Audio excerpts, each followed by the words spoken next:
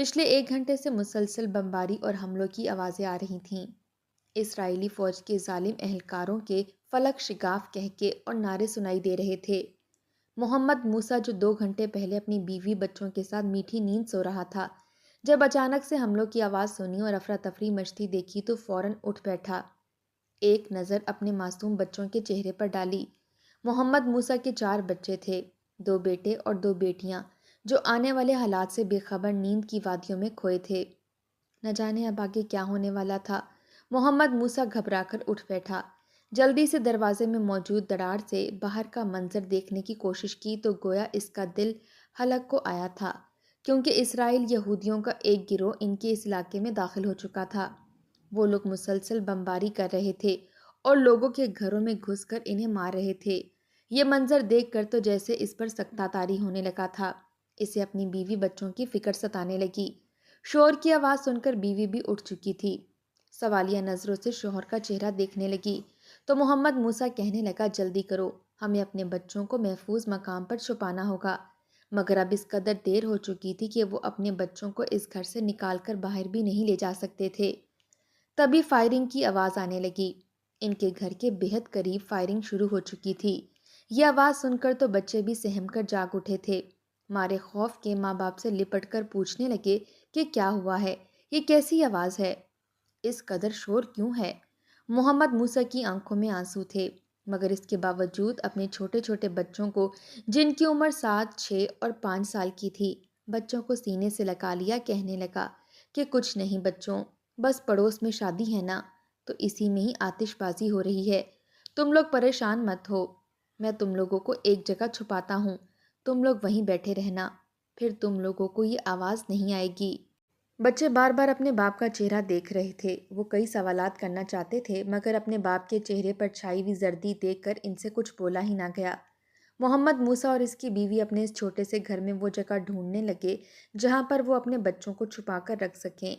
جانتے تھے کہ کئی روز سے جو ظلم و بربریت اسرائیل کی طرف سے جاری ہے، اگر وہ اس گھر میں داخل ہو گئے تو ایسا ظلم کریں گے کہ ان سے برداشت نہ ہوگا۔ وہ خود پر تو آئی کاٹ سکتے تھے، مگر اپنے بچوں کو ہرگز تکلیف میں نہیں دیکھ سکتے تھے۔ اولاد تو اپنی جان سے بھی زیادہ پیاری تھی۔ اسی پل دھڑا دھڑ گھر کا دروازہ بجنے لگا۔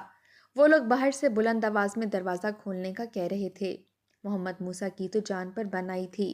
یا اللہ رحم کرنا، یہ کہہ کر اس نے اپنے بچوں کو اپنے سینے سے لگا لیا، پھر انہیں کہنے لگا کہ تم لوگ بالکل بھی شور مت کرنا، چاہے کچھ بھی ہو جائے، اس تنور سے باہر مت نکلنا۔ یہ کہہ کر اس نے اپنے گھر کے کونے میں موجود تنور کا منہ کھولا اور اپنے چاروں بچوں کو ایک دوسرے کے اوپر بٹھا کر اس تنور میں بند کر دیا۔ اس نے اس تنور کے اوپر کپڑا رکھ دیا تاکہ ان دہشت گردوں کو شک نہ ہو کہ اس گھر میں کوئی بچے بھی موجود تھے۔ اس سے پہلے کہ محمد موسیٰ جا کر دروازہ کھولتا، دروازہ ٹوٹ کر گر چکا تھا۔ 4 اسرائیلی فوجی محمد موسیٰ کے گھر میں گھس چکے تھے۔ اگلے ہی پل میں محمد موسیٰ کو بالوں سے پکڑا اور یک کے بعد دیگرے تھپڑ اس کے چہرے پر مارنے شروع کر دیے۔ کہنے لگے، اتنی دیر سے دروازہ کھٹکھٹا رہے ہیں، آخر کیوں نہیں کھولا؟ محمد موسیٰ کے منہ سے خون جاری ہو چکا تھا، مگر اس کے باوجود وہ ہاتھ جوڑ کر کہنے لگا کہ مجھے چھوڑ دو، میں نے کچھ نہیں کیا، میں نے آپ کا کیا بگاڑا ہے، مجھ پر ظلم مت کرو۔ محمد موسیٰ کی بیوی کمرے میں دروازے کے پیچھے چھپی ہوئی تھی، یہی دعا کر رہی تھی کہ یہ لوگ اس کے شوہر کو چھوڑ دیں اور یہاں سے چلے جائیں۔ وہ لوگ انتہائی خباثت بھری نظروں سے پورے گھر میں دیکھنے لگے، کہنے لگے اس گھر میں اور کون کون رہتا ہے؟ محمد موسیٰ نے فوراً نفی میں سر ہلایا اور کہنے لگا، یہاں پر میں اکیلا ہی رہتا ہوں، میرے علاوہ کوئی نہیں رہتا، مگر آس پاس چیزوں سے صاف ظاہر تھا کہ یہاں پر کوئی خاتون بھی موجود ہوگی۔ محمد موسیٰ کو تو اسی بات کا ڈر تھا۔ اگلے ہی پل ایک شخص نے محمد موسیٰ کو پکڑا اور اسے طرح طرح کی اذیت دینے لگا، کبھی منہ پر گھسے مارنے لگتا تو کبھی پیٹ میں لاتیں۔ کہنے لگا، تم مسلمان اسی قابل ہو، ہماری زمین پر قبضہ کر کے بیٹھے ہو، دیکھنا ہم تم لوگوں کو چن چن کر ماریں گے، ہر سو تم لوگوں کی لاشیں ہی ملیں گی، تم لوگوں نے ہم پر حملہ کر کے بہت بڑی غلطی کر دی ہے۔ محمد موسیٰ درد سے کرا رہا تھا اور اللہ اکبر کے نعرے بھی بلند کر رہا تھا، جس سے اس شخص کو مزید غصہ آ رہا تھا۔ جیسے ہی 2 شخص کمرے میں گئے اور دروازہ کھولا تو محمد موسیٰ کی بیوی اس کمرے میں ہی موجود تھی۔ وہ بڑی ہی خوبصورت اور نوجوان لڑکی تھی، کم عمری میں شادی اور پھر سالہ سال ہونے والے بچے۔ اس نے جب 2 اسرائیلیوں کو اپنے سامنے دیکھا تو گھبرا سی گئی، ہاتھ جوڑ کر کہنے لگی کہ خدا را ہمیں چھوڑ دیں، ہمیں کچھ مت کہیں، ہم آپ کو کوئی تکلیف نہیں پہنچائیں گے۔ مگر ان دونوں لوگوں نے محمد موسیٰ کی بیوی کو مارنا شروع کر دیا تھا۔ محمد موسیٰ سے کہنے لگے کہ تم نے ہم سے جھوٹ بولا تھا کہ اس گھر میں سوائے تمہارے کوئی نہیں رہتا، اب ہم اس کی سزا تمہیں تمہاری آنکھوں کے سامنے ہی دیں گے۔ اتنا کہنے کے بعد انہوں نے محمد موسیٰ کو گھر میں ایک طرف باندھ دیا اور اس کے سامنے اس کی بیوی کو زیادتی کا نشانہ بنانے لگے۔ یہ منظر دیکھ کر محمد موسیٰ چیخ چیخ کر روتا رہا، ان لوگوں کے آگے منتیں کرتا رہا، مگر وہ لوگ کہاں سننے والے تھے۔ یہی تو ان کا مقصد تھا۔ جانتے تھے کہ مسلمان جنگ لڑنے سے ہرگز نہیں ڈرتے، بلکہ جنگ کرتے ہوئے مر جانا ان کے ہاں شہادت کا درجہ رکھتا ہے۔ انہیں اپنی موت کی ہرگز پرواہ نہیں، نہ ہی وہ موت کے ڈر سے پیچھے ہٹنے والی قوم میں سے ہیں۔ انہیں اگر ہرانا ہے تو ان کی دکھتی ہوئی رگ پر ہاتھ رکھنا پڑے گا، ان کی اس چیز پر حملہ کرنا پڑے گا جسے یہ بے حد اہمیت دیتے ہیں۔ یہی وجہ تھی کہ اسرائیلی افواج نے حملہ کرنے کے ساتھ ساتھ فلسطینیوں کی بیوی اور بچوں پر حملہ کرنا شروع کر دیے۔ وہ انہیں ذہنی اور دماغی اذیت دے کر کمزور کرنے میں لگے ہوئے تھے تاکہ جلد از جلد ان پر غالب آ سکیں۔ محمد موسیٰ کی بیوی ایک طرف بیٹھی سسک کر رو رہی تھی، جبکہ بچے ابھی تک یوں ہی تنور میں بند تھے۔ وہ لوگ دونوں کو مار کر لہو لہان کر چکے تھے۔ جیسے ہی وہ لوگ گھر سے نکلے تو بامشکل محمد موسیٰ اٹھ کر چلتا ہوا تنور کے پاس گیا تاکہ اپنے بچوں کو نکال سکے۔ تنور کا منہ کھولا تو بچے اتنی دیر تک اس میں بند رہنے کی وجہ سے بے ہوش ہو چکے تھے۔ اسے خود سے زیادہ اپنے بچوں کی فکر ستانے لگی۔ فوراً یہاں سے باہر نکال کر ان کے منہ پر پانی کے چھینٹے مارنے لگا۔ اب تو گھر میں اتنا پانی بھی نہیں بچا تھا جو پینے کے لیے استعمال ہو سکتا۔ بامشکل ہی کچھ دیر بعد محمد موسیٰ کے بچوں کو ہوش آیا تھا۔ وہ ماں باپ کے سینے سے لگ کر پھوٹ پھوٹ کر رونے لگے اور کہنے لگے کہ ابا، کب ہم اس چور سے آزاد ہو سکیں گے؟ یہ لوگ کیوں آ کر آپ کو روز روز مارتے ہیں؟ انہوں نے ہماری سہیلیوں کو بھی مار دیا ہے اور یہ اب ہمیں بھی مار دیں گے۔ ہم نے آخر ان کا کیا بگاڑا ہے؟ ایسی باتیں سن کر محمد موسیٰ رونے لگتا اور کہتا کہ ہماری غلطی صرف یہ ہے کہ ہم لوگ مسلمان ہیں۔ یہ لوگ اس لیے ہم سے دشمنی کرتے ہیں تاکہ ہمیں نیک راہ سے ہٹا سکیں اور اپنی طرح ہی جہنمی غافل اور کافر بنا سکیں۔ محمد موسیٰ کے بڑے بیٹے جس کی عمر 8 سال تھی فوراً اٹھ کے کھڑا ہوا، کہنے لگا کہ بالکل بھی نہیں، ہمارا ایک خدا ہے، ہم اسی کو ہی مانیں گے، بھلے ہی یہ ہماری جان لے لیں، مگر ہم اپنے ایمان سے نہیں پھریں گے۔ محمد موسیٰ نے اپنے چھوٹے سے بیٹے کا اس قدر ایمان دیکھا تو وہ شکر الحمدللہ کہہ کر اٹھ بیٹھا، کہنے لگا بس یہی جذبہ چاہیے، ہمارا یہی جذبہ ہے جو ان لوگوں کا منہ توڑ دے گا اور یقیناً ہم لوگ کامیاب ہو جائیں گے۔ اس رات اسرائیلی افواج نے اس علاقے میں بہت زیادہ ظلم و بربریت کا اظہار کیا تھا۔ بدلے میں جب فلسطینی افواج نے ان پر حملہ کیا تو وہ وہاں سے فی الوقت کے لیے بھاگ چکے تھے۔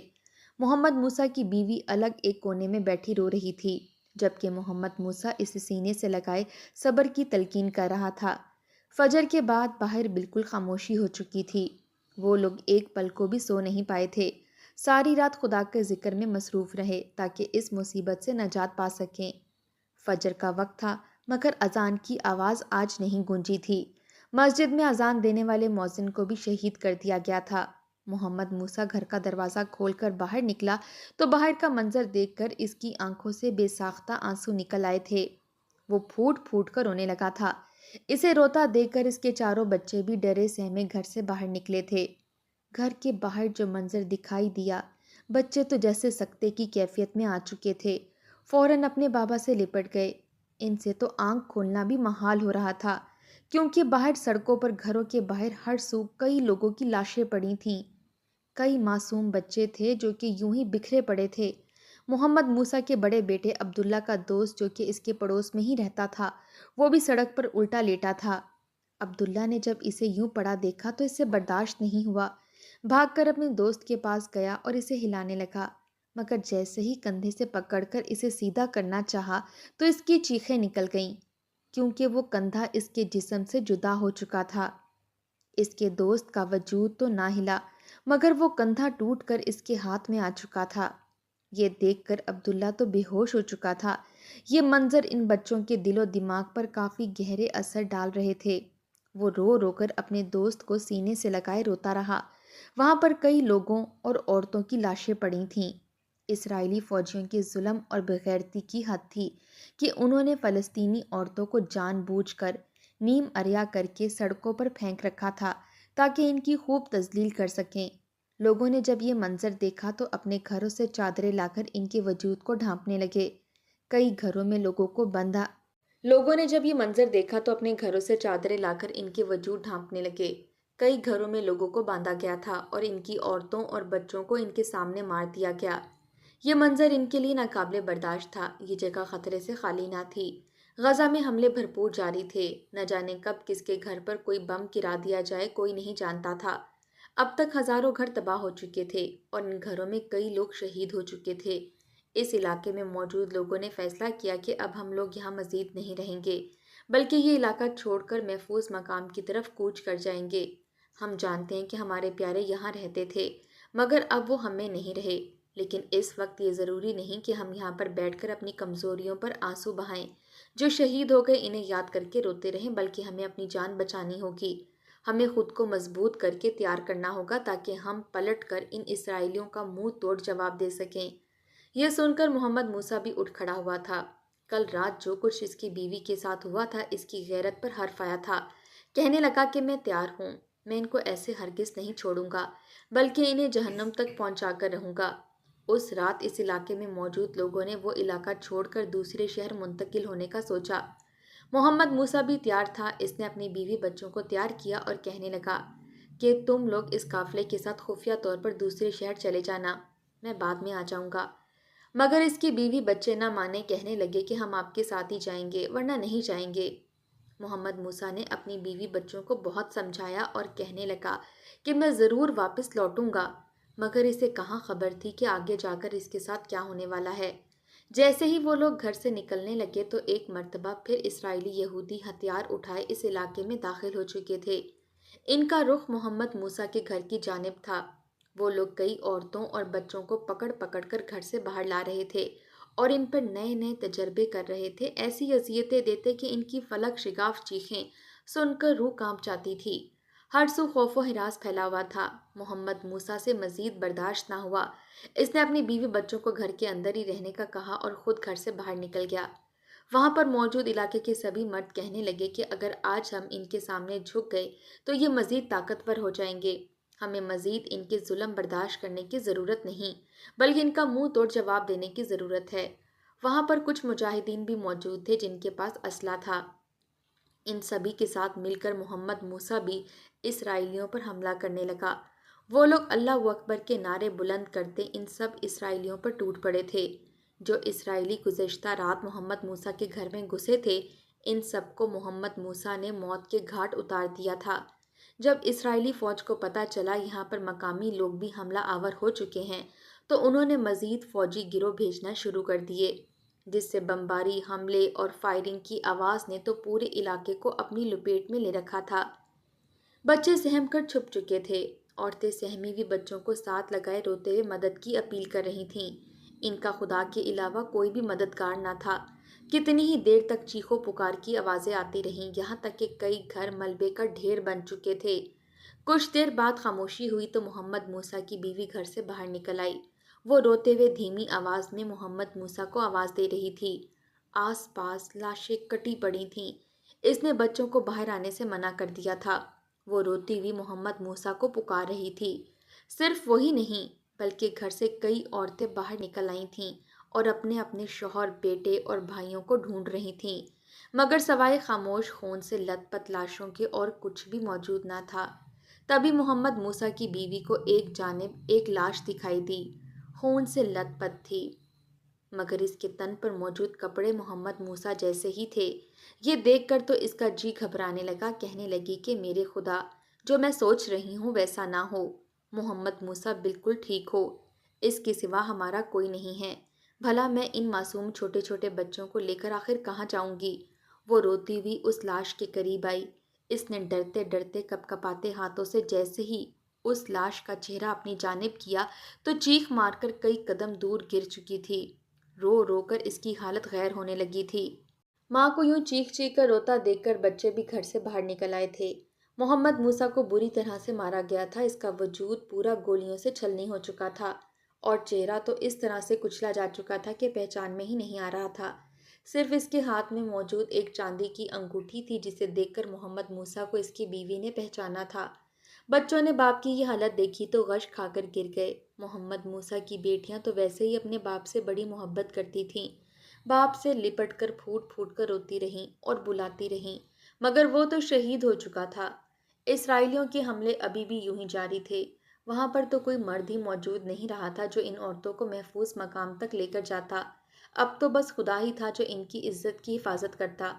محمد موسیٰ کا بڑا بیٹا باپ کے خون سے رنگے کرتے کو پھاڑ کر اپنے ماتھے پر باندھتے ہوئے کہنے لگا، اماں تم فکر مت کرو، میں ابھی بھی موجود ہوں، میں تمہیں اور چھوٹے بہن بھائیوں کو کچھ بھی ہونے نہیں دوں گا۔ محمد موسیٰ کی بیوی نے جب بیٹے کو ایسے کہتے سنا تو اسے بھی سینے سے لگا گئی۔ اسرائیلی باہر موجود دکانیں بھی خالی کر کے لے جا چکے تھے، یہاں تک کہ پانی بھی بند کر دیا گیا تھا۔ گھر میں جو تھوڑا بہت پانی موجود تھا وہی پی پی کر وہ لوگ گزارا کر رہے تھے۔ محمد موسیٰ کی بیوی نے تو خود پانی پینا چھوڑ دیا تھا۔ جو پانی بچ چکا تھا اس نے اپنے بچوں کے لیے رکھا ہوا تھا۔ شوہر کی لاش وہ لوگ گھر میں اٹھا کر لے آئے تھے۔ وہ اکیلی عورت تو اپنے شوہر کو کہیں لے جا ہی نہیں سکتی تھی۔ آخر کو گھر میں ہی ایک جانب قبر کھود کر جیسے تیسے اپنے شوہر کو دفن کر دیا اور رونے لگی۔ کبھی وقت تھا جب وہ بھی بڑی خوشحال زندگی گزارا کرتے تھے۔ ان کی زندگی میں کسی چیز کی کمی نہ تھی، نہ ہی انہوں نے کبھی خواب میں سوچا تھا کہ ان کے ساتھ ایسا بھی ہوگا۔ وہ کب تک زندہ تھے اس کے بارے میں وہ خود بھی نہیں جانتے تھے۔ نہ جانے کب کوئی حملہ ان پر ہو جائے اور وہ مر جائیں، اس لیے کثرت سے یاد الہی میں مصروف تھے۔ جیسے ہی اسرائیلی فوج مسلمان عورتوں اور بچوں پر ظلم کرنے کے لیے آتے تو محمد موسیٰ کا بڑا بیٹا گھر سے باہر نکل جاتا، جان بوجھ کر ان لوگوں کو اپنی جانب متوجہ کرتا، چڑھاتا۔ وہ لوگ اس بچے کو خوب مارتے، کبھی الٹا لٹکا دیتے، کبھی پٹک کر دیوار سے مارتے، کبھی اپنے سامنے الٹا لٹا کر اس پر اپنے جنگلی کتے چھوڑ دیتے۔ اس کے باوجود وہ لڑکا ہر حد تک برداشت کرتا رہا تاکہ اس پر جو گزرے سو گزرے، مگر کوئی اس کے گھر میں موجود ماں اور بہنوں کے ساتھ یہ ظلم و بربریت نہ کر سکے۔ دنیا میں موجود باقی بچے اس عمر میں کھیل کود میں مصروف تھے۔ محمد موسیٰ اور اس کے بچوں جیسے کئی بچوں کو روتا بلکتا اور مرا ہوا دیکھ کر ایک گہری سانس خارج کر کے اپنی روزمرہ کی زندگی میں مصروف ہو رہے تھے، مگر جو کچھ عبداللہ محسوس کر رہا تھا یہ صرف وہ اور وہاں پر اس جیسے موجود کئی بچے ہی جانتے تھے۔ عبداللہ مار کھا کھا کر لہو لہان ہو جاتا تو اسرائیلی اسے مرا ہوا سمجھ کر وہاں سے چلے جایا کرتے، مگر ماں اپنے زخمی بچے کو اٹھا کر اندر لے جاتی۔ پانی بھی موجود نہ تھا جو اس کے زخم صاف کر سکتی، مگر اس کے باوجود اس بچے کی ہمت کی داد بنتی تھی۔ وہ الٹا اپنی ماں کو حوصلہ دیتا کہ تم فکر مت کرو، ہم جلد ہی یہ علاقہ چھوڑ کر کہیں اور چلے جائیں گے، مگر شاید ان کی مدت پوری ہو چکی تھی۔ اگلے روز جب عورتیں اور بچے اپنی مدد آپ کے تحت ہی وہ علاقہ چھوڑ کر خفیہ طور پر دوسری جگہ پر منتقل ہونے لگے تو ظالم فوجی بھانپ چکے تھے۔ نہ جانے کس نے انہیں خبر کر دی کہ عورتیں اور بچے یہ علاقہ چھوڑ کر جا رہے ہیں۔ انہوں نے اچانک سے اس قافلے پر حملہ کر دیا اور سبھی عورتوں اور بچوں کو اپنے ساتھ غلام بنا کر لے گئے۔ وہ انہیں اپنے ٹھکانے پر لے جا چکے تھے اور بدترین تشدد کرنا شروع کر دیا۔ جب فلسطینی میڈیا کو یہ پتہ چلا تو وہ اپیل کرنے لگے کہ ان عورتوں اور بچوں کو زندہ چھوڑ دیا جائے۔ جنگ کے قانون میں کہیں بھی نہیں لکھا تھا کہ آبادی والی جگہوں، بچوں اور عورتوں پر ظلم کیا جائے گا، بلکہ جو مد مقابل مرد ہوں گے انہی سے ہی جنگ لڑی جائے گی۔ لیکن اس کے باوجود اسرائیلی منافق کسی بھی صورت ان کو چھوڑنے پر آمادہ نہ تھے۔ آخر کو اگلے روز کٹی پٹی لاشیں ایک میدان میں گری ہوئی ملیں۔ یہ سبھی وہی بچے اور خواتین تھی جو اس روز اپنی جان اور عزت بچانے کی خاطر دوسرے ملک جا رہے تھے، مگر ان ظالموں نے کتنے ہی دن تک انہیں یرغمال بنا کر رکھنے کے بعد بے دردی سے شہید کر دیا تھا۔ محمد موسیٰ کے بعد اس کے بیٹے بیٹیاں اور بیوی بھی شہید ہو چکے تھے۔ کتنے ہی دنوں تک ان کی لاش میدان میں پڑی رہی اور پھر ایک گاڑی میں تمام میتوں کو لے جا کر قبرستان میں دفن کیا جانے لگا۔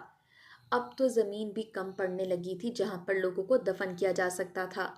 جو لوگ ان میتوں کو دفنا رہے تھے وہ رو بھی رہے تھے، مگر ابھی تک نہ جانے کتنے ہی مزید بے قصور لوگوں نے موت کے گھاٹ اترنا تھا۔ یہ تو صرف ایک عبداللہ کا خاندان تھا، کئی لاکھوں خاندان اب تک فلسطین میں اجڑ چکے ہیں۔ ہر ایک کا اپنا اپنا درد، اپنا دکھ اور اپنی کہانی ہے۔ خدا سب کو صبر و جمیل عطا فرمائے۔ اور دشمنوں کو نست نبود فرمائے۔ آمین یا رب العالمین۔